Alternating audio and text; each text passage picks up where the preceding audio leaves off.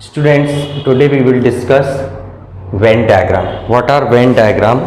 So Venn diagram is actually pictorial representation of sets. Sets का pictorial representation होता है, क्या होता है? Venn diagram. इसकी हेल्प से हम क्वेश्चंस को इजी वे में सॉल्व भी कर सकते हैं. क्वेश्चंस तो हम बाद में डिस्कस करेंगे, पहले हम इसको समझ तो लें कि ये होता क्या है. ठीक है ना? These are denoted by, ये ओवल शेप में या सर्कल शेप में इस टाइप से ये रिप्रेजेंट होते हैं. ठीक है ना? बाय चलो अच्छा, अब एक नोट देखें कि universal set is denoted by rectangular box. Universal set को हम क्या करते हैं, इस बॉक्स से डिनोट करते हैं. मान लो ये सेट ए था तो ये यूनिवर्सल को ऐसे डिनोट कर देते हैं. क्लियर है? चलें, अब हम डायग्राम को विभिन्न तरीकों से हम समझते हैं यहाँ पे. ठीक है, डिफरेंट वेज उसके क्या हो सकते हैं. तो number 1, when subset of universal set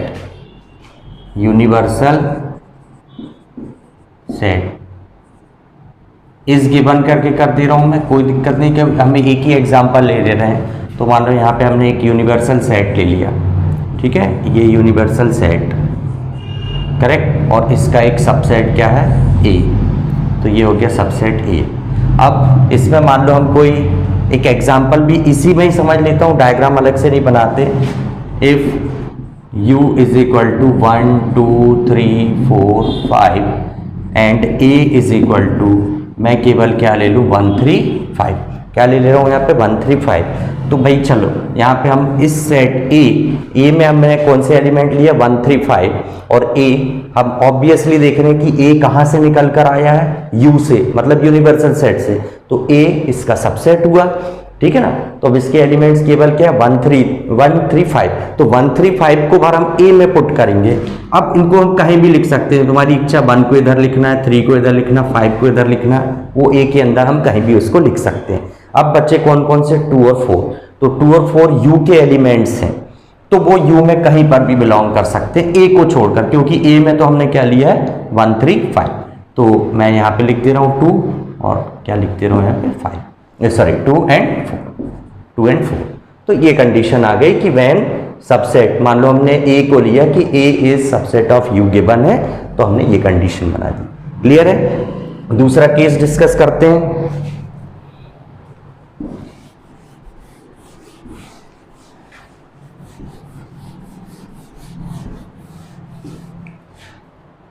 number 2, where इसमें हम क्या केस को डिस्कस करें, व्हेन टू इंटरसेक्टिंग सबसेट्स, क्या लिखे हैं, 2 intersecting subsets of u are given. जब हमें क्या दिए हो, 2 से ज़्यादा भी हो सकते हैं, अभी हम समझने के लिए केवल 2. तो उस समय क्या कंडीशन आ जाएगी, ये u बन गया हमारे पास. ठीक है, ये u बन गया. और इंटरसेक्टिंग सबसेट्स मतलब जिनका इंटरसेक्शन 0 नहीं हो रहा है, तो यहाँ पे हम इनको इस तरीके से बनाएंगे. करेक्ट, ऐसे बनाएंगे.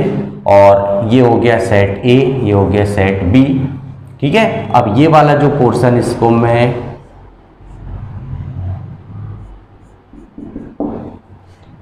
हाईलाइट कर दिया हूं मैंने इसको, या शेड कर दिया हूं. यहां पे क्या आएगा, a इंटरसेक्शन b. यहां पे क्या आएगा, a इंटरसेक्शन b. अब इसमें भी हम एग्जांपल के थ्रू समझ लेते हैं कि let u is equal to 1 2 3 4 5 6 7.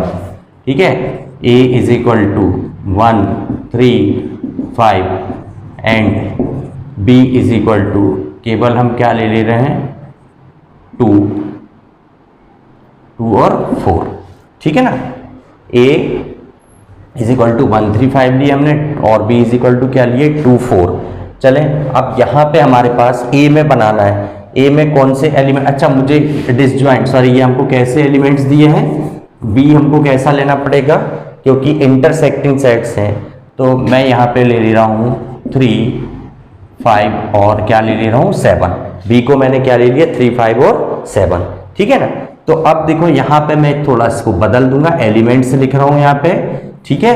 तो एलिमेंट्स में A में कौन कौन से एलिमेंट है 1 3 5, A में कौन कौन से एलिमेंट है 1 3 5 और B में कौन से एलिमेंट है 3 5। तो मैं यहाँ पे अगर इनको अंडरलाइन कर दूं तो कौन से दो एलिमेंट कॉमन मिल रहे हैं हमें 3 5।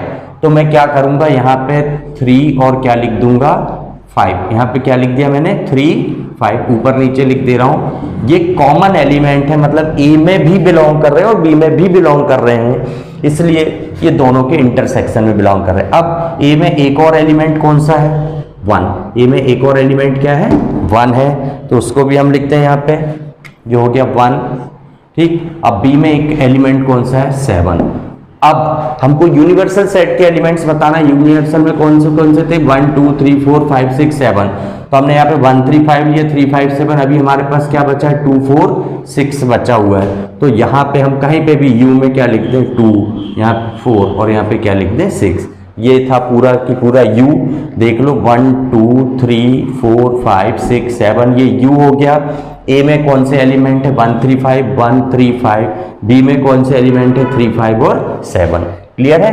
तो अब ये हो गया। अच्छा अब यहाँ पे एक चीज और दिमाग में आ रही है जिसको मैं ग्रीन पोर्शन कर दे रहा हूँ यहाँ पे, ठीक है, कि ये वाली जो जगह है, ये खाली जगह है, ये वाली, ये इसको मैं ऐसा ग्रीन कर रहा हूँ, ठीक है ना। ये एक्चुअल क्या कहलाएगी, ये कहलाएगी A माइनस बी। ये क्या कहलाएगा A minus B. A minus B मतलब कि ऐसा सेट जिसमें A के एलिमेंट तो है बट B के नहीं है, A के एलिमेंट है बट B के नहीं है। तो ये 3 और 5 B में भी एक्चुअली बिलोंग कर रहे हैं, तो B में नहीं आना चाहिए। तो भाई A में 1 3 5 में से A में अब बचा कौन, अकेला 1 बचा जो बाहर जा रहा है। ऐसे ही ये वाला जो पोर्शन है, ये वाला पोर्शन, ये क्या कहलाएगा B माइनस ए। ये वाला क्या कहलाएगा B माइनस ए। देख लो B माइनस ए मतलब ऐसा सेट जिसमें B के एलिमेंट है बट A के नहीं होना चाहिए। अब यहाँ पे देखो कि B में 3 5 और 7 थे, लेकिन 3 और 5 तो A में भी बिलोंग कर रहे हैं। और B माइनस ए क्या कहता है, इसकी डेफिनेशन क्या कहती है कि B माइनस ए में वो एलिमेंट होते हैं जो B में तो है बट A में नहीं है। तो भाई ये 3 5 A में भी चले गए थे, तो अब B में बचा क्या, केवल 7 बचा। तो यहाँ B माइनस ए में क्या आ गया, केवल 7 आ गया। क्लियर है सारे बच्चों को, ओके ठीक। अब इसके बाद नेक्स्ट कंडीशन हम बनाते हैं। केस 2 देख लिए, केस 3 देखते हैं।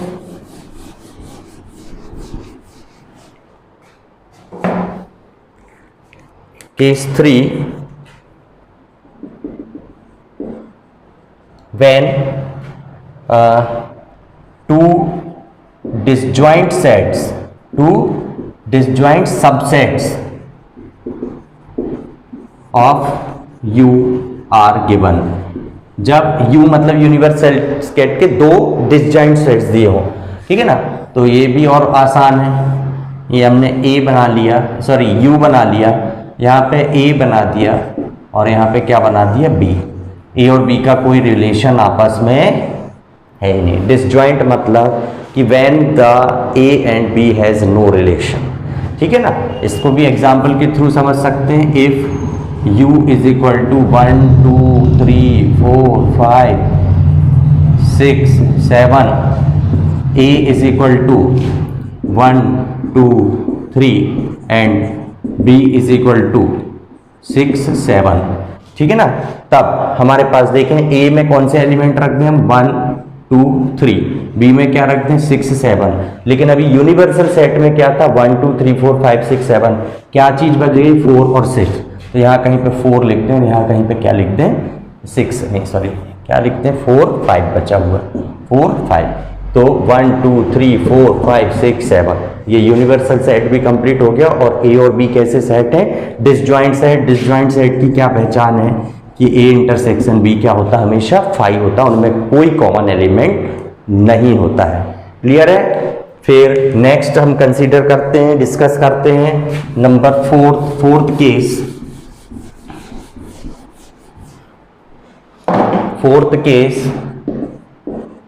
when B is subset of A is subset of U।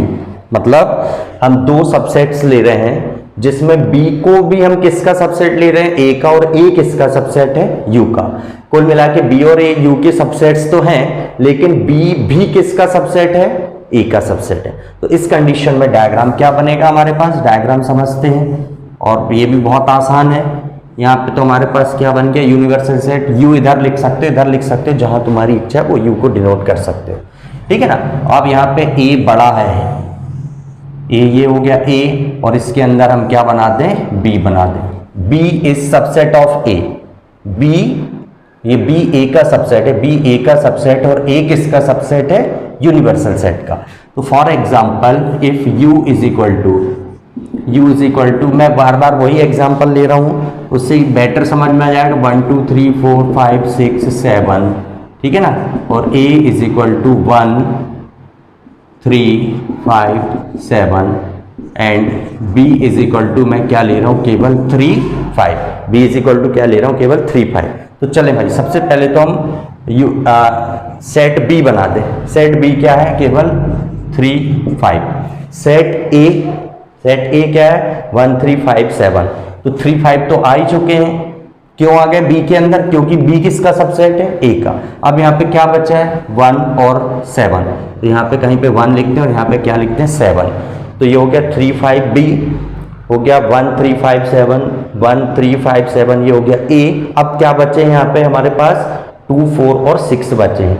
तो ये यूनिवर्सल सेट के हैं, तो कहीं भी लिखते हैं 2 4 और यहाँ पे क्या लिखते हैं, 6। हम कहीं भी लिख सकते हैं, कहीं भी लिख सकते हैं, उसमें कोई प्रॉब्लम नहीं है। क्लियर है? तो B is subset of A is subset of universal set, ठीक है। अब कुछ हम रिजल्ट निकालते हैं यहां से, ठीक है।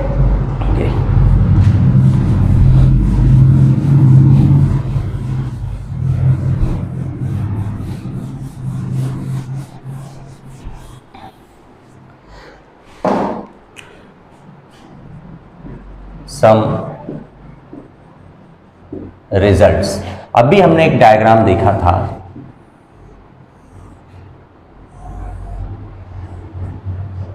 ये यूनिवर्सल सेट, ये हमने देखा था A, ये हमने देखा था B, और यहाँ पे क्या था, A इंटरसेक्शन B। ये क्या था, A इंटरसेक्शन B, ठीक है, ये देखे थे। उसके बाद हमने ये क्या देखे थे, A माइनस B, और ये क्या देखे थे, B माइनस A। ऑलरेडी हम ये वाला डायग्राम डिस्कस कर चुके हैं, ठीक है ना।